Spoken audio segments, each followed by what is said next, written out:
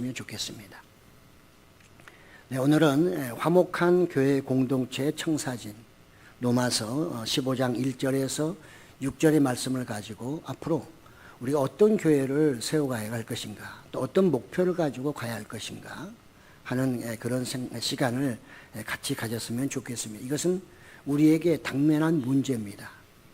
지금 세계는 기후변화로 인해서 엄청나게 변화되고 있고요.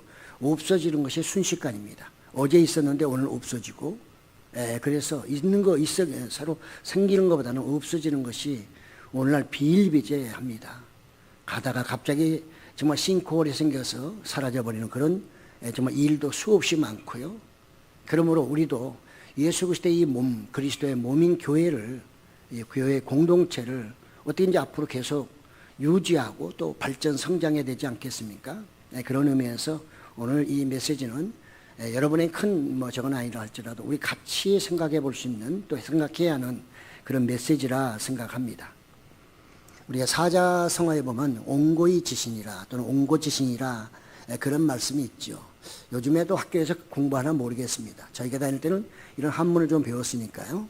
옹고이 지신, 옛 것을 익히고 그것을 통해 새 것을 안다, 이런 말씀이 있죠. 과거의 지식과 경험을 바탕으로 새로운 지혜를 얻으라는 뜻도 있습니다. 과거의 전통과 역사를 충분히 이해하고 그 위에 새로운 지식을 쌓아야 진정한 알미 된다, 이런 의미를 가지고 있죠. 우리는 이미 이 옹고이 지신 시대에 와 있고요. 잘못하면 이제 시대의 단절을 가져올 수 있는 그런 위기에 처해 있습니다. 지금 우리가, 여러분들이 어떻게 하느냐에 따라서 다음 세대와 영원히 단절될 수도 있고요. 아니면 같이 연결해서 가는 다음 시대가 될 수도 있는 것이죠. 그런 면에서 우리는 참으로 심각하게 생각하고, 심각하게 생각되는 것은 아니고, 이런 기도의 제목을 놓고 같이 기도하면서 한 공동체 목표를 가지고 갈 때에 우리 교회는 더욱더 아름답게 성장하고요. 또 그것이 단순히 어떤 양적인 수적인 성장만이 아니라 여러분의 어떤 영적인 면에서도 같이 성장하고 발전해서 여러분의 가정도 행복하고 또 여러분의 삶도 신앙생활도 기쁨과 즐거움이 있을 줄로 믿습니다. 저는 이것을 새로운 시대적 변형이라 이렇게 생각을 합니다. 이번에 이렇게 추석 명절 이렇게 보면 일부 기사에 보면 추석 명절에 차례나 제사를 가장 적게 드리는 그것이 종교가 어디냐? 기독교. 10가정 중에 한 2가정 정도만 제사를 드리고요. 나머지는 전부 다 추도 예배로 바꿨답니다. 이것은 하루아침에 된 게 아니죠. 우리가 우상 이걸 떠나서라도 점점 변형되고 있다는 거예요. 기독교는 변형됩니다. 그래서 제사에서 그 조상의 숭배를 우리가 무시하는 게 아니고, 조상의 어떤 그 모든 그것을 무시하는 게 아니라 기리면서도 그 형태를 바꾸는 거죠. 그분의 존중함을, 형태를 바꾸는 것이 바로 추도 예배라면, 앞으로 한 단계 더 우리가 기독교가 나가야 할 것은 이제 추도란 말도 우리는 빼야 될 것이고요. 나중에는 감사 예배로, 그 모든 감사 예배로 드리는 그런 또 변형의 시대가 곧 올 겁니다. 이미 세상에서도 제사를 안 드리는 사람들이 많아졌고요. 벌쳐도 귀찮고 하는 이런 분도 굉장히 많아졌습니다. 그들도 그들을 나름대로 변형하는데, 우리는 변형이 되더라도 본질만큼은 잊어서는 안 된다는 거죠. 그 핵심이 없는 변질은, 이것은 중심이 없으면 쓰러지고 넘어지고 결국은 망가지고 없어지지 않겠습니까? 그러므로 우리는 이 본질이 무엇인지, 우리 기독교 본질이 무엇인가 하는 것을 분명히 알아야 되고, 우리가 변형됨에 있어서 변형될 수밖에 없지만, 시대의 옷을 입을 수밖에 없지만 가장 중요한 그 본질이 있느냐, 그걸 가지고 있느냐가 관건이 될 것입니다. 오늘 본문은 노마 교회에 대한 어떤 부탁이죠. 약한 자와 강한 자 얘기하지만, 우리는 단순히 힘이 있고 어리니까 강한 자고, 그 다음에 힘이 없고 어리니까 약한 자고, 이런 의미로 이 본문을 이해할 수 있는 것은 절대 아닌 것이죠. 그래서 이런 오늘 이 본문을 우리가 생각하면서 정말 어떻게 우리가 교회를 아름답게 세워갈 것인가 하는 것입니다. 오늘 보면 어찌 보면 교회의 그 다양성 속에서 일체성으로 화목한 교회가 되어라. 그리고 그 화목은 무엇을 위하여? 그 화목은 예수 그리스도를 닮아 한 입으로 한 마음으로 하나님께 찬양과 영광을 돌리라. 이런 내용이거든요. 네, 그렇습니다. 우리가 교회 역사를 본다면 결국은 교회 역사는 다양하게 표현할 수 있지만 제 개인적인 생각으로는 그것은 예수님 닮기에 대한 변형들이었다 이렇게 볼 수 있습니다. 예수님 닮기. 그 복음이라는 게 뭐예요? 복음은 예수 그리스도잖아요. 그러니까 우리 모든 사람들은 예수를 믿고 그분을 따르고 가르치고 배우는 사람이기 때문에 예수님 닮기가 없으면 이건 안 되는 거죠. 교회 기본적으로 제자들도 예수님 닮기로 시작했고 마무리했고요. 저희들도 그것을 받아서 예수님 닮기로부터 시작해서 변형돼서 시대의 옷을 입고 가고 있는 것뿐인 것입니다. 그러므로 어느 교회나 어느 시대나 예수님 닮기가 진정으로 없다고 하면 그건 교회가 아닌 것이고요. 그런 모임은 아무리 숫자가 많다 하더라도 그것은 하나님께 영광이 되지 않는다는 것입니다. 우리의 모든 것은 궁극적으로 그 초점은 어디에? 하나님의 영광, 하나님께 영광을 돌리는 것으로 초점이 맞춰져야 하는 것이죠. 이것이 본질인 것입니다. 오늘 우리가 잘못하면 이런 하나님께 영광 돌린다는 교회의 본질 자체가 많이 희석이 돼서 많이 흐려져서 그냥 많이 모이면 좋고 열심히 찬송하면 좋고 헌금 많이 나오면 좋고 부흥하면 좋고 전도 많이 해서 오면 좋고 이것이 잘못한 목적이 되는데 아닙니다. 그 모든 것은 반드시 하나님의 영광과 직결되어야 하는 것이지 하나님의 영광과 직결되지 않는 그 모든 것은 무의미한 것입니다. 아니 무의미한 정도가 아니라 그것은 우상 숭배가 될 수 있는 것입니다. 저는 우리 교회가 적어서 그렇게 메시지를 전하는 게 아니고 그거 저거에 관계없이 이것은 성경적이고 나아가 성경이 우리에게 권면하고 있는 말씀이기 때문에 그렇습니다. 우리는 늘 시대에 따라 새 문화의 옷을 입을 수밖에 없습니다. 지금 조선시대 옷을 입고 다니는 분이 여기 계신가요? 한 분도 안 계시잖아요. 그렇지만 중요한 것은 한국 사람이라는 것이죠. 네. 우리가 어떤 옷도 중요하지만 더 중요한 것은 그 속에 있는 내용물입니다. 그 내용물이 무엇이냐에 따라서 포장을 다양하게 할 수 있고요. 그 포장 다양하게 한 것 때문에 그 본질이 바뀌지는 않는 거죠. 그렇잖아요. 보석을 움직이는데 비행기로도 갈 수 있고요. 그 다음에 또는 뭐 구름아라도 갈 수 있고 아니면 사람이 들고 갈 수도 있고. 그러나 중요한 건 뭡니까? 그것이 목적지에 도달해야 하는 거죠. 비행기가 사고 나서 사라져버리면 물에 빠져버리면 그 보석은 날아가 버리면 비행기 타고 왔는데 무슨 의미가 있겠어요? 그렇잖아요. 우리가 항상 본질을 잊어버리면 안 되는 것인데 이 본질이 바로 예수님을 닮기고요. 달말로 말하면 구원의 복음을 늘 가지고 있어야 되는 것이죠. 이것이 없으면 교회는 그 본질을 잊어버리고 그러면 하나님께 영광이 될 수가 없는 것입니다.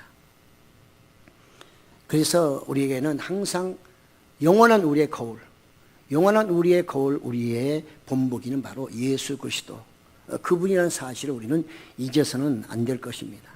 그렇게 시대별로 그렇게 예수님 닮기를 애를 써도요, 우리는 교회 역사 속에서 아주 비운의 역사들이 있습니다. 바로 로마 캐톨릭 시대입니다. 중세 시대, 암흑 시대라고 말하죠. 교황들이 모든 걸 다 잡아버렸습니다. 교황이 잡으면 모든 사람들이 예수님을 잘 믿고 하나님을 잘 믿고 하나님께 영광을 돌릴 줄 알았지만 그러나 반대였습니다. 사람이 모든 걸 잡아버리면 하나님은 떠날 수밖에 없는 것이고요. 그곳에는 예수님이 계실 수가 없는 거죠. 예수님을 빙자하여 그들은 그 엄청난 권세를 누렸지만 결국은 기독교를 완전히 엉망으로 만들어버린 것이 바로 중세시대였습니다. 성령은 살아계시기 때문에 역사하사 그래서 몇 사람들의 마음에 감동을 주시고 그래서 바로 종교개혁이 이루어지게 된 것입니다. 종교개혁을 통해서 새로운 옷을 입고서 또다시 교회가 성장 발전해서 오늘 여기까지 온 것이죠. 그러나 오늘 이 시대가 완전한 것은 아닙니다. 종교개혁은 여전히 일어나야 되는 것이고요. 우리는 또 이 시대의 옷을 입고 있으면서 과연 우리 안에 예수 그리스도의 닮기, 주님을 닮는 그런 본질이 우리에게 있느냐는 것을 우리는 또 확인을 해봐야 하는 것이죠. 그렇습니다. 그래서 오늘날 우리는 정말 이 교회 공동체가 가야 될 길이 무엇일까 저는 이렇게 생각하면서 이 시대에 변형되는 어떤 화목의 청사진을 저는 한번 여러분에게 이렇게 한번 제시하기를 원하는 것이죠.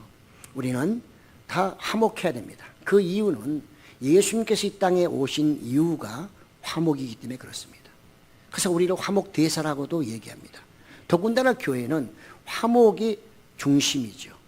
그 화목이 중심이 되어야만 하나님께 영광이 되는 것이죠. 화목이 없다면 그것은 하나님께 영광이 되지 않을 것입니다. 그러므로 교회의 이 존재의 목적은 바로 정말 화목한 교회가 되어서 하나님께 영광을 돌리는 것이, 그것이 바로 교회가 있어야 될 이유, 또 예수님이 이 땅에 오신 이유라고 볼 수가 있는 것이죠. 예수님은 제자들에게 이런 변형의 모습을 미리서 보여주셨어요. 마태복음 17장 2절에 보면 그들 앞에서 변형되사 그 얼굴이 해같이 빛나며 옷이 빛과 같이 희어졌더라. 종전 바로 얼마 전까지는 같이 변화산에 올라갔을 때는 베드로, 야고보, 요한과 함께 올라갔을 때 그 순간에는 정말 그냥 육신의 예수님이었습니다. 육신의 예수님. 근데 어느 순간에 변형이 됐는데 정말 오늘 본문에 있는 것처럼 얼굴이 해같이 빛나며 옷이 빛과 같이 희어졌더라. 그리고 예수님의 모세와 엘리야가 대화하는 걸 보고 그들이 깜짝 놀라가지고 여기에 조사오니 초막 셋을 짓지요라고 얘기했습니다. 예수님은 그들에게 앞으로 변형돼야 될 것을 알려주셨지만 제자들은 그 뜻을 깨닫지 못하기 때문에 여기가 조사오니 하면서 거기 살기를 원했던 것이죠. 그들이 거기서 살면 어떻게 될까요? 예수님은 변형돼서 정말 하나님의 나라에 들어와 사시게 됐지만 그들이 변화되지 않는다면, 성령으로 변화되지 않는다면 그 몸 그대로 영원히 살 수 있을까요? 이건 인간의 어리석음이었죠. 예수님은 십자가에 돌아가신 후에도 3년 만에 부활하셨을 때 역시 변형되셨습니다. 다양하게 그분의 모습을 사람들에게 보여주셨죠. 그렇습니다. 변형이라고 하는 것은 어떤 것이 원래의 형태나 성질에서 달라지는 것, 바뀌는 것이라 이렇게 정의하고 있습니다. 기독교는 유대교로부터 변형입니다. 기독교와 유대교는 동일하지 않습니다. 그러나 기독교가 오기 전에는 예수님이 계셨고 예수님에게는 율법이 있었어요.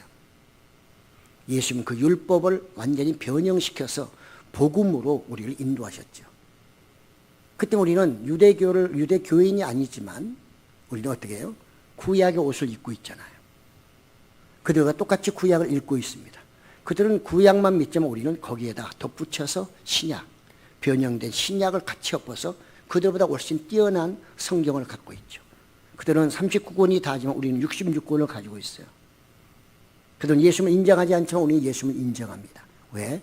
예수님을 통해 그분이 보여준 하나님의 나라 변형, 그리고 나가서 천국, 진리의 말씀이라는 것을 우리는 보았기 때문에, 들었기 때문에 유대교가 아니라 기독교로 변형이 된 것이죠.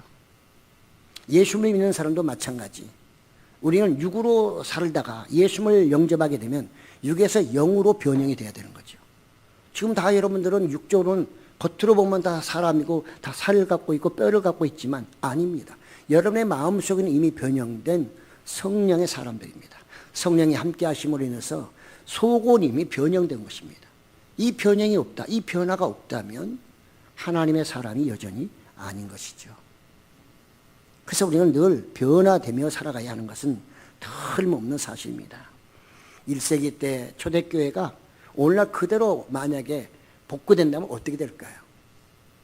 우리는 많은 분들이 얘기합니다. 초대교회로 돌아가야 된다. 우리가 어디로 돌아가지? 초대교회. 모델이 초대교회입니다. 초대교회 모델이 무엇이란 얘기입니까? 여러분들 초대교회로 돌아가면 무엇을 모델로 삼고 초대교회로 가시겠습니까? 뭔가 있어야 될 거 아니에요. 본받을 게.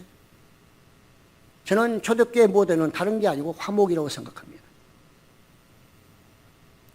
다른 이방에 있는 교회들이 아니라 예루살렘에서 막 시작한 성령이 충만했던 그 초대교회를 얘기하는 거거든요.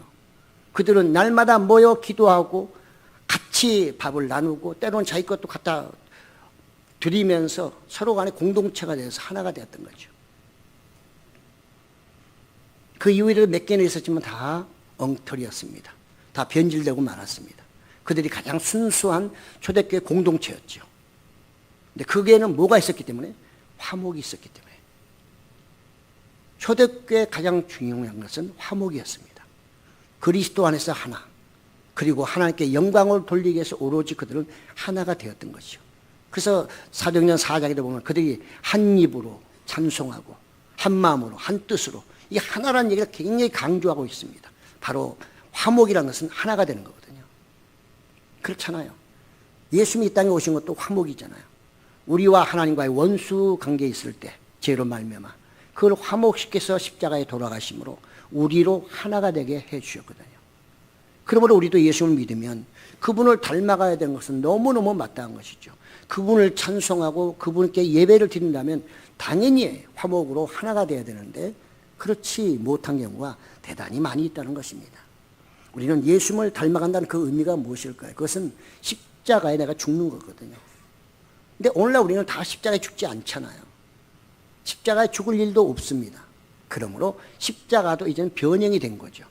예수님을 닮아가면서 복음의 본질, 예수를 믿음으로 구원받고 그분이 메시아라는 것은 틀림없지만, 그러나 우리는 이제 그 십자가의 변형을 통해 내가 섬기는 모습이 달라지는 것 뿐인 것입니다. 옛날에는 순교했다면, 초대교회는 순교했다면 그것이 점점 헌신과 봉사로, 교회 건축으로 나가서 전도, 선교로 이렇게 확장되면서 십자가의 모습이 점점 변형이 된 것입니다. 그래서 우리는 그걸 십자가 진다고 말하잖아요. 예수님의 십자가는 그런 의미인 것입니다. 우리가 십자가를 진다고 날마다 말을 하는데 화목하지 못한다는 것은 십자가를 지고 있지 않는 것이고 십자가를 거부하는 것이나 별 차이가 없는 것이죠. 우리 잘 모르기 때문에 교회적으로 그것이 화목이 되지 않음에도 불구하고 내가 화목의 정말 일원으로서 가야 되는데 나 때문에 화목하지 않는다고 하면 그것은 내가 화목을 깨는 것이고 십자가를 지는 사람을 못 지게 만드는 것이고 교회의 화목을 깨는 사람이다. 그게 얼마나 큰 죄인가, 이걸 모르는 거죠. 모르기 때문에 죄를 지었다면 괜찮습니다. 회개하면 됩니다. 오늘부터라도 우리가 이 화목을 위해서 전력 질주해야 됩니다. 그 화목을 통해 우리는 한 입으로 한 마음으로 한 소리로 찬양할 수 있고 하나님께 영광을 돌리고, 그것이 결국은 뭐예요? 하나님께 영광이 될 뿐만 아니라 하나님이 기뻐하시는 영광이 된다는 사실을 잊어서는 안 되는 것이죠. 그렇습니다. 십자가는 하나님이 원하셨기 때문에 예수님이 자원하여 지신 것입니다. 하나님이 원치 않으신다면 예수님은 그걸 자원하여 지실 이유가 없습니다. 하나님이 다른 방법으로 만약에 인류를 구원하시겠다면 예수님은 다른 길로 가셨을 것입니다. 우리가 예수님을 닮아간다는 것은 예수님이 하나님께 어떻게 순종하셨는지, 하나님을 어떻게 기쁘게 하고 어떻게 하나님께 영광을 돌렸는지 그것을 보고 닮아가는 것이거든요. 그러니까 예수님은 우리의 모델인 것입니다. 옹고이 지신이라는 말이 그 말이거든요. 뭔가 보고서 그걸 닮아가는 이런 의미가 옹고이 지신인데, 오늘 이 시대는 이것이 많이 무너졌습니다. 세상도 마찬가지고 교회도 마찬가지고 우리는 코로나로 인해서 너무너무 많이 변질되어 버렸습니다. 우리가 가지고 있어야 될 거 다 버렸습니다. 빼앗겼습니다. 잊어버렸습니다. 기억도 못합니다. 그러니까 그냥 그렇게 살아가도 괜찮은 것으로 착각하고 있는 것입니다.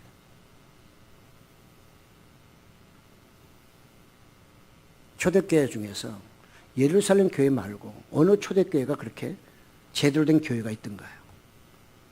에베소 교회가, 빌립보 교회가, 다 모든 교회는 문제가 다 많아요.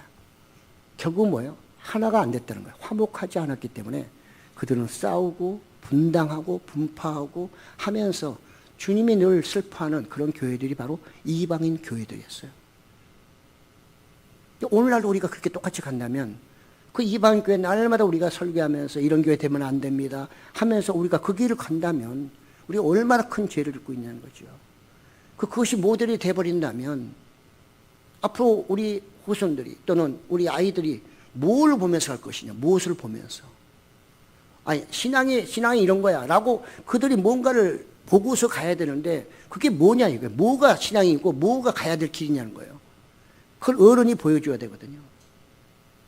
그걸 보고 그들은 따라와야 되는 것이고, 그들이 100% 우리를 닮는 게 아니라 우리의 좋은 것들을 닮아 그 다음에 자기네들 좋은 것으로 새 옷을 입어서 더욱더 아름답게 성장 발전해 가야만 교회가 계속해서 좋은 역사를 쓸 수 있는 것이고, 우리 후손들이 믿음에서 떠나지 않고 더욱더 아름다운 공동체로 세워나갈 수가 있는 것이죠. 오늘날 우리는 너무 세대 간의 갈등과 그 다음에 세대 차이라는 말을 너무너무 쉽게 해버렸습니다. 세상에 그랬는데 우리도 그냥 그대로 다 받아들여 버린 것입니다. 그러니까 교회가 얼마나 무력한가, 교회가 얼마나 믿음이 없나, 교회가 성경적으로 가는 것이 아니라 세상의 뉴스에 의해서, 세상 사람들의 논설에 의해서 교회도 함께 가버리는 그런 지난 세월이었습니다. 얼마 되지도 않습니다. MZ세대라는 말 쓴 게 얼마나 됩니까? 그들은 당연히 그런 것으로 봐줘야 되고 생각해줘야 되고 그렇게 해줘야 된다는 거죠. 그러니까 만지지 말고 타치하지도 말고 그들은 그대로 가도록 놔두라는 거죠. 그게 올바른 것입니까? 그러면 그대로 가면 그들은 뭘 보고 간다는 겁니까? 본 것이 없는데, 아는 것이 없는데 뭘 보고 간다는 거예요? 광야에다 집어 던져버리면 뭘 보고 간다는 겁니까? 나침반도 없어. 한 번도 가본 적이 없어. 그럼 뭘 보고 간다는 거예요? 죽으라는 얘기나 마찬가지 아닌가요? 그걸 사랑이라고 말합니까? 그걸 교회라고 말합니까? 그게 우리가 잘한다고 말합니까? 원래 그러니까 원래가 어디 있어요? 원래가. 우리 생각을 고쳐야 되는 겁니다. 우리가 여기서 적당히 가버리면 우리는 여기까지 믿음 생활하면서 천국 갈지 모르지만 우리 다음 세대들은 천국 가는 게 쉽지 않을 것입니다. 왜?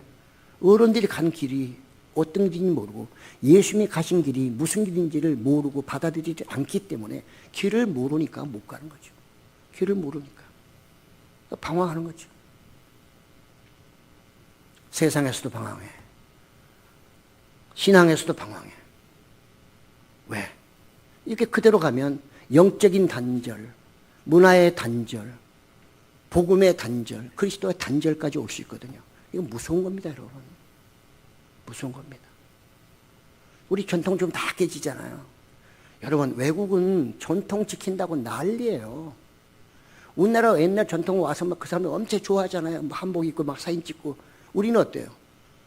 다 그런 거 별 가치가 없는 거예요. 다 새 것이 좋은 거예요. 100% 그렇지는 않지만 대부분의 사람들이 그렇잖아요. 대부분의 청년들이 다 그렇잖아요. 그건 나쁘고 좋고의 문제가 아니라 옹고이신 과거를 전혀 생각지 않고 과거에 대한 가치를 인정하지 않으려고 하기 때문에 오는 문제란 말이죠. 이걸 우리가 그들에게 가르쳐줘야 된다는 거예요. 좋은 걸 보여줘야 된다는 거죠. 그래 그들이 따라올 거 아니에요. 나쁜 것만 보여주면 그들이 왜 따라오겠어요? 배울 게 없는데. 배울 게 없는데. 그래서 성경은 오늘 이 로마교회에 강한 자와 약한 자 얘기하는 거예요. 야, 강한 자야. 약한 자들 안아줘. 약한 자는 또 정말 자기의 본분을 잘 알고 따라가라. 이렇게 얘기를 하고 있어요. 또 강한 자와 약한 자가 뭐겠어요? 그냥 나이 먹으면 강한 자고 남자면 강하고 여성이면 약하고 어리면 다 약한 자인가요? 그런 의미가 아니잖아요. 이거는 영적으로 분별력이 있다면 그것은 강한 자지만 그런 영적으로 분별력이 아직 좀 떨어지고 아직은 신앙의 수준에서 좀 이제 시작 단계라면 그건 어린아이라 약한 자라 이렇게 볼 수가 있는 거죠. 그래서 로마교회에 뭐라는 거예요? 같이 잘 어울려서 하나가 되라는 뜻이에요. 하나가 되라. 모든 기록된 성경은 다 우리의 거울이다. 예수님도 우리의 거울이시고요. 그 다음에 이 정말 그 광야로 갔던 그 모든 사람들의 그런 모습들이 다 우리의 거울이고 신약의 모든 믿음의 사람들도 우리의 거울이거든요. 예수님도 정말 많은 사람이 하나님을 섬기기 위해서 예수님을 죽였던 그 모든 것이 나에게 왔다. 이런 시편을 지금 바울이 인용하고 있듯이 신앙인을 제대로 지키려고 하면요. 고난과 고통을 올 수밖에 없고요. 오해도 살 수밖에 없어요. 그게 100% 오는 것은 아니지만 상황에 따라서 올 수 있지만 내가 예수님을 닮아간다는 그런 마음과 교회에서 특히 우리가 화목하게 가야 된다는 그런 생각을 내가 갖고 있다고 하면 그런 억울함도 또 누명도 또 이걸 다 내가 좀 믿음이 좋은 사람이라면 안아야 되겠죠. 또 믿음이 연약하다면 그걸 안을 수 없을 때 믿음이 좋은 사람들의 조언을 듣고서 그 사람의 말을 또 귀담아 들으면서 같이 가야 하는 것이죠. 예. 강자는 무조건 다 포함하고 포용하고 약자는 모두 내 마음대로 막 하는다는 의미가 화목은 아닌 것입니다. 강자도 할 때까지가 있어요. 선이 있어요. 약자도 약자로서 선이 있는 것입니다. 그 선을 서로 간에 넘어가 버리면 그것은 화목이 될 수 없어요. 그건 끝장입니다. 다 각자 강자의 한계성과 약자의 한계성 속에서 그걸 어떻게 교합을 통해서 화목한 어떤 접점을 찾느냐가 중요하거든요. 그러니까 강자는 강자에서 포용을 하지만 수용을 하지만 약자가 모르고 한다면 가르쳐줘야죠. 그러면 약자는 자기의 약한 것을 알고 부족함을 알고 받아들여야 되는 거죠. 그렇잖아요. 자기는 남의 말은 받아들이지도 않으면서 그렇다고 강자도 아니면서 늘 약자라고 하면서 하나도 받아들이지 않는다면 어떻게 거기서 화합이 일어나겠어요? 거기서 어떻게 화목이 일어나겠어요? 거기 무슨 접점이 있겠어요? 그건 접점이 될 수가 없는 거죠. 그렇습니다. 교회는 강자든 약자든 어쨌든 간에 이 화목이라는 것을 생각하며 서로 접근하는 것이 가장 중요한 것이죠. 그래야만 교회가 아름답게 성장할 수 있고 거기에 사랑도 은혜도 교제가 있고 그것을 통해서 예수 그리스도를 닮아가는 것이고 성령의 놀라운 역사로 하나님께 영광을 돌리게 되는 것이죠. 저는 예수님이 십자가에 돌아가기 전에 십자가를 끌고 가시다가 그 골고다 올라가기 전에 힘이 붙여서 결국은 십자가를 지고 갈 수 없을 때 로마 군병이 딱 보니까 체격이 좋은 구브로 사람 시몬이 있었어요. 그 사람하고 대신 지고 가라고 했어요. 저는 이 설교를 준비하면 이렇게 생각해 봤습니다. 참 예수님과 구브로가 하나님의 나라를 위해서 화목접점을 찾았다. 그 십자가는 하나님이 지라고 했기 때문에 예수님을 끌고 가야 하지만 지금 힘이 떨어졌어요. 육체적 힘이 좋은 구브로 사람 시몬이 그것을 대신 지고 감으로 예수님이 매달릴 수 있는 그 십자가를 거기까지 운반해 줬다는 사실, 이거는 하나님의 관점에서 보면 서로 간의 화합입니다. 예수님은 우리를 위해서 십자가에 돌아가시면 우리 죄를 대속해 주셨지만 구브로가 그 당시에는 그걸 이해하지 못하고 억지로 진 십자가 같지만 그것은 자기를 살리는 십자가였던 것이거든요. 그걸 나중에 그가 깨닫기만 했다면 그는 너무너무 감사했을 것입니다. 나 같은 죄인이 주님이 지고 가시는 그 십자가, 하나님이 지라 했던 그 무거운 십자가를 내가 주님을 대신해 지고 가다니 이게 웬 은혜인가. 이 정도로 성숙해진다면 그 사람 늘 은혜 가운데 아름다운 신앙생활을 할 수밖에 없는 거죠. 전설에 보면 그의 자녀들이 다 그 당시에 감독이 됐다는 말이 있습니다. 그렇습니다. 주님의 십자가를 지는 사람의 믿음이 없거나 또 형편없이 살지는 않았겠죠.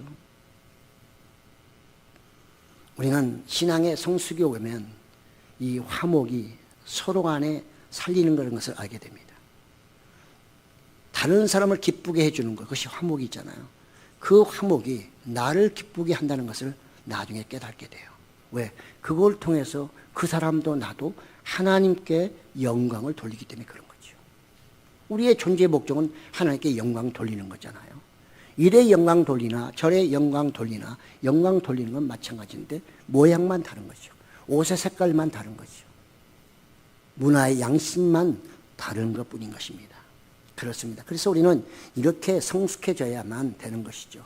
교회 공동체가 이렇게 말씀과 성령으로 이제 그분이 주신 지혜와 사랑과 은혜와 거룩함으로 계속해서 성장 발전할 때 교회는 반드시 서로 간의 갈등도 점점 이제 희석이 되면서 화목의 접점을 찾게 될 것이고, 그러면 나중에는 그것을 통해서 교회는 더욱더 화목한 교회로 성장 발전할 수밖에 없을 것입니다. 그래서 교회는 성경 공부도 해야 되는 것이고요. 또 나가 다양한 영적 훈련도 받아야 하는 이유가 바로 거기에 있는 것입니다. 우리는 교회가 늘 하나가 돼야 되고요. 또 기뻐하는 교회, 즐거워할 수 있는 교회, 감사가 넘치는 교회, 늘 올 때마다 은혜가 넘치는 교회가 되려고 하면 우선 여러분들이 그리스도를 닮아간다고 하는 그 관점에서 서로 화목해야만 하는 것이죠. 우리의 영, 우리 안에 있는 성령은 대단히 민감하십니다. 저 사람은 내가 갖고 있는 생각을 모르겠지, 내 감정을 전혀 파악하지 못하겠지라고 생각하지 마세요. 다 파악합니다. 말하지 않아도 대충 다 알아요. 무엇에 의해서? 영감에서 알게 되는 겁니다. 여러분, 지남철이 있잖아요. 지남철이 눈에 보이든가 나 S고 나는 N이야 라고 막 지가 말하든가요. 근데 갖다 놓으면 어때요? 지네끼리 저거 하면 싫어하고 헤어지고 서로 반대로 갖다 놓으면 서로 탁탁 붙잖아요. 세상 사람 그걸 뭐라고 그래요? 이신전심이라고 하죠. 텔레파시란 말도 씁니다. 우리는 성령의 교통이 있어요. 성령의 교통이 있어요. 성령이 어느 정도 역사하게 되면 웬만한 사람들은 딱 보는 순간에 느낌이 옵니다. 저분 오늘 기분이 상당히 안 좋구나. 그러면 가서 위로를 해줘야죠. 오늘 본문도 뭐라는 거예요? 화목함으로 인하여 하나님의 한 입으로 한 마음으로 찬양함으로 인해서 그것이 하나님의 위로, 하나님으로부터 위로를 받고 하나님으로부터 소망을 갖기를 원한다. 이런 말씀하고 있잖아요. 그렇습니다. 오늘 우리 기독교가 과거에 우리 영성이 많았었는데 어른들의 영성을 그걸 다 이어받지 못하는 거예요. 자꾸 단절시키는 거죠. 그래서 너무너무 많이 단절돼 버렸어요. 기도도 많이 단절됐습니다. 성경 읽기도 많이 단절됐습니다. 모임, 예배도 많이 단절됐습니다. 요즘에 여러분 금요 심야 예배 없는 교회 많습니다. 수예배 마찬가지고요. 새벽기도 더 마찬가지입니다. 힘들잖아요. 사람 없잖아요. 다 끝내버린 것입니다. 이거 다 안 해버리면 누가 할 건데요? 그러면 다음에 이런 지금 초등학생들은 어떻게 할까? 아, 원래 교회는 새벽 예배도 안 하는 것이고 수예배도 없고 금요도 없고 기도도 안 하고 말씀도 안 봐도 되는 게 그게 신앙이구나 이렇게 생각할 거 아니에요. 본 게 없으니까. 본 게 없으니까. 이거 누구 책임이라고 말해야 돼요? 성경적으로 말하면 아이가 18살까지 자랄 때까지는 부모의 책임이에요. 부모가 다 가르쳐줘야 돼요. 그거 안 가르쳐놓으면 우리의 책임인 것입니다, 여러분. 저와 여러분의 책임이에요. 그러니까 해야 되는 거예요. 우리 책임 완수를 위해서라도. 그냥 나만 신앙생활 잘하면 되는 게 아니라 교회는 공동체예요. 운명을 함께하는 공동체거든요. 같이 가야 되는 거예요. 아버지도 잘해야 되고 딸도 아들도 잘 따라와야 되는 거예요. 아버지는 열심히 땀을 내서 보여주고 있는데 아들, 딸은 싫다고 안 따라오고 가면 그건 단절이거든요. 아버지는 그 의무를 다했을 몰라도 부모는 그러나 자녀들이 그걸 안 따라오는 건 자녀가 책임져야죠. 그 성경은 모든 사람들의 거울이다. 어제나 오늘이나 내일이나 모든 사람들에게 거울이기 때문에 그걸 그대로 보면서 본받아서 살라는 거거든요. 그래서 좋은 것은 받고 안 좋은 것은 버리면서 더 좋은 것으로 채워서 더 아름답게 세워가라. 오늘 말씀이 그 말씀인 것입니다. 그렇게 하는 것이 바로 내적인 신앙의 동질성을 갖게 되는 것이고 또 한마음이 되고 그렇게 되면 우리가 복의 원천도 되는 것이고 또 나아가 신앙의 모든 근본이 되기도 하고요. 전도 또 성장 부흥 발전도 당연히 오게 되겠죠. 더 중요한 것은 이것이 바로 하나님께 영광이 된다는 것입니다. 그것이 바로 하나님께 영광이 된다는 거죠. 그러면 우리 아무리 많이 모이고 뭐하고 해도 하나님께 영광이 안 된다고 하면 그것은 헛된 것입니다. 세상에서는 사람들에게 존경받고 뭐 할지 몰라도요. 하나님 앞에서는 그것은 헛된 거예요. 그건 잘못하면 우상 숭배로까지 변형돼 버릴 수 있는 것입니다. 로마 가톨릭처럼. 우리는 그런 역사를 좀 알고 있잖아요. 봤잖아요. 그럼 앞으로 우리 후손들 50년, 100년 후에 그들이 과연 그걸 읽으면서 생각할 수 있을까요? 그렇기 때문에 우리가 종종 이런 얘기 해줘야 되는 거예요. 기독교 역사에 이런 일로 있었단다. 자꾸 전해줘야 그 아이들도 오래 시간이 지나도 그걸 갖고 있을 거 아니에요. 본질만큼은. 기독교의 본질, 예수님 닮기만은 갖고 있을 거 아니에요. 그래서 신명기나 이런 구약의 말씀들이 뭐라는 거예요. 너희는 앉아있든지 서있든지 길을 가든지 뭐 하든지 간에 자녀들에게 뭐하라? 가르치고 또 가르치라는 얘기를 수없이 반복하는 거예요. 유대인들이 그렇기 때문에 오늘날까지 존재하는 겁니다, 여러분. 그들이 그런 가르침이 없었다면, 토라를 가르치지 않았다면 유대인은 존재할 수가 없어요. 존재할 수가 없습니다.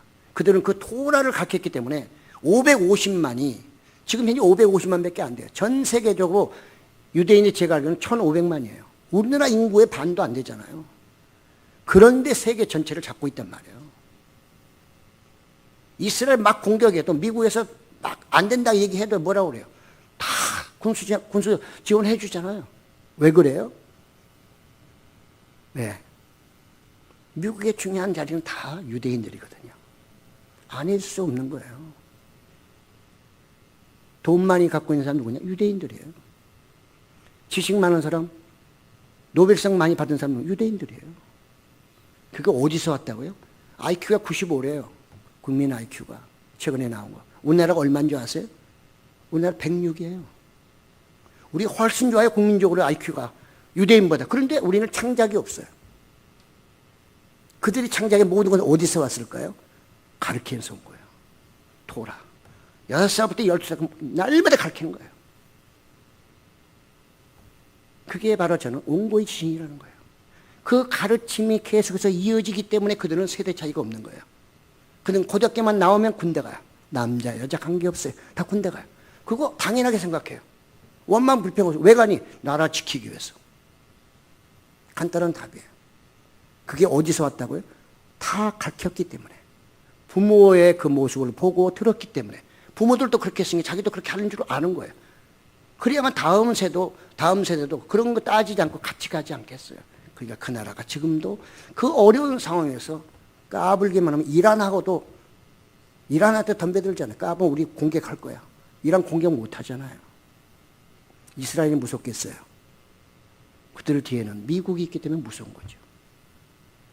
사랑하는 성도 여러분, 가르치지 않으면, 내가 포기해버리면 나는 여기서 좋을 줄 모르지만 내 후손들은 그걸로 문화단절, 신앙단절, 하나님께 단절까지도 올 수 있다는 거 꼭 기억하시기 바랍니다. 그래서 우리는 하나님의 그 말씀, 예수 그리스도를 닮아가는 예수님의 그 순종, 완전한 순종을 닮아가는 그것을 나도 닮아가면서 그 다음에 늘 정말 한마음 한뜻으로 또 하나님께 영광을 돌리면서 후손들에게, 자녀들에게 그걸 보여줘야 돼요. 그거 안 보여주면 다 입으로만 야 교회 가 뭐 교회 가나요? 누가 뭔 재미있다 교회 가요. 세상이 훨씬 재밌는데. 그럼 뭔가 줘야 될 거 아니에요. 그들이 교회 갈 수밖에 없는 뭔가 줘야지 가지. 그걸 하나도 안 주면서 교회만 가려면 누가 가냔 말이에요. 그 주는 게 뭐예요? 아버지의 자상한 어머니의 정말 아름다운 신앙의 모습들을 보여주면서 저렇게 사니까 참 아름답네. 나도 저렇게 살면 앞으로 멋있는 삶 살 수 있겠네. 이런 뭔가 줘야지 그들이 부모님을 따라오지 않겠어요? 좋아하고. 네. 오늘 말씀을 한번 정리해 보면요. 첫째, 우리는 지금 변형하기 위해서 먼저 옛 것을 알아야 된다. 그렇습니다. 과거의 것을 모르고 오늘을 어찌할 수 있습니까? 역사가 없는 민족이 있습니까? 그래서 역사가 중요한 것입니다. 그렇습니다. 우리 어린아이들이 어른이 없다면 그들은 존재할 수가 없는 거예요. 그런데 아이들 그냥 놔놓고 그들 마음대로 그냥 네 마음대로 커. 그럼 뭐예요? 고아죠. 성경은 고아를 제일 불쌍히 여기잖아요. 그래서 하나님이 대신 고아들을 다 키워주신다고 말씀하고 있어요. 우리는 우리 후손들을 고아로, 영적 고아로 놔둘 수는 없는 것입니다. 우리는 다음 세대를 위해서라도 내가 참 멋있는 옛사람, 오늘의 사람이 돼야 다음 후손들 그걸 보고서 따라올 수 있는 온고의 지신이 될 수 있는 것이죠. 두 번째는 교회는 멘토가 있어야 바르게 양육됩니다. 멘토는 좀 저거 하면은 그냥 가르치는 선생 정도 또는 상담자라고 볼 수가 있겠죠. 아무리 사람이 많아도요. 스승이 없으면 그 아이들은 그냥 그렇게 가는 거예요. 거기 천재가 있겠죠. 천재는 저 혼자는 잘 먹고 잘 살아도 친구들을 가르칠 수는 없어요. 왜? 친구들이 받아주지 않을 거예요. 네가 천재건 천재 나를 가르친다고 아마 맞아서 죽을 수도 있어요. 스승이 있어야 되는 거죠. 아무리 사람이 많아도 스승 하나만 있으면 다 끌고 가요. 모세가 그랬잖아요. 모세 한 사람이 250만 끌고 갔잖아요. 모세가 40년 광야에 돌 때 뭐 했을까요? 날마다 성경 가르쳤어요. 그래서 이 세들이 가나안 땅 들어갈 수 있었어요. 모세 같은 훌륭한 선생이 있기 때문에, 율법 선생이 있었기 때문에 이스라엘 백성이 존재할 수 있었던 거고 가나안 땅을 점령할 수 있었어요. 그냥 되는 게 아니에요. 하나님이 그냥 너희를 가라, 믿음으로 가라 하면 가는 그게 아니고 그 안에 그렇게 되기 위해서는 그런 바탕이 다 돼 있었던 거예요. 그래서 그들은 그런 엄청난 교육 기간이 있었던 거죠. 성경도 계속 가르치는 얘기를 수없이 반복하고 있는 거죠. 이런 스승이 있어야 되는 거죠. 그게 바로 멘토라는 것입니다. 교회에서는 멘토라고 말합니다. 사회도 마찬가지죠. 우리 교회는 앞으로 이 멘토가 반드시 있어야 돼요. 그래서 모든 성도 간에는, 세대 간에는 이제 멘토와 관계가 있어서 서로 간에 문제 있으면 서로 대화도 하면서 또 권면도 해주면서 이렇게 가는 그런 교회. 그래서 다음 주에 모이는 이유가 바로 그것입니다. 마지막으로는 교회는 하나님의 영광을 위해 존재한다. 이미 말씀드렸잖아요. 예, 우리는 한 마음과 한 입으로 하나님을 찬송하고 하나님께 영광을 돌려야 됩니다. 그러나 입으로만, 겉으로만 찬송해서는 안 되는 거죠. 우리의 진심, 그 진심이 뭐로? 예수님 닮기로 하나가 된 그 마음, 동질성을 가지고 하나님을 찬양하고 섬기고 나가서 전도할 때, 선교할 때 성령이 놀랍게 역사하실 줄로 믿습니다. 사랑하는 성도 여러분, 우리는 모든 일이 바로 이제 하나님의 영광을 위해서 모인 공동체다. 운명 공동체다. 나 한 사람만 잘 돼서 안 되고 다 같이 가야 된다. 또 하나는 나 때문에 공동체가 망가져서는 안 된다는 것도 꼭 기억하시고 같이 하는 우리 하나교회, 이름도 하나교회잖아요. 그래서 이런 청사진을 가지고 우리가 서로 기도하면서 같이 간다면 우리 하나교회는 앞으로도 멋있게 성장, 발전할 줄로